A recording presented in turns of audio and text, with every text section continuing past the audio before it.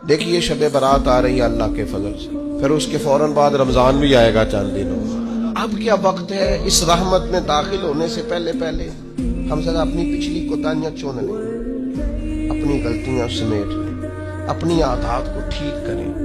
نبی پاک علیہ السلام کثرت سے روزے شعبان میں رکھنا شروع کر دیتے تھے۔ ایک رات ہمیں پہلے مل جاتی ہے شب برات کی، لو بھائی اسی پہ رج کے استغفار کر لو، معافی لے لو نا شب برات پہ، اور پھر رمضان سارا تم خیر سمیٹتے رہنا، پھر تم نفع جمع کرتے رہنا۔ یہ تم پیچھے سے بیلنس کر لو نا شب برات کی رات، اور جو رمضان آئے گا پھر وہ سارا خیر کٹھی کریں گے، خیر سمیٹیں گے، نیکیاں جمع کریں گے، اپنے لیے سامان کریں گے۔ میرے بھائی اپنی زندگی میں ہم سے جو کمیاں رہ گئی، پتہ ہے اللہ تعالیٰ نے توبہ کا دروازہ ہر وقت کھلا رکھا ہے۔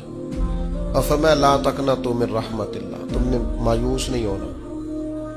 ان اللہ یغفر الذنوب جميعا، اللہ تمہارے سارے گناہ معاف کر دے گا۔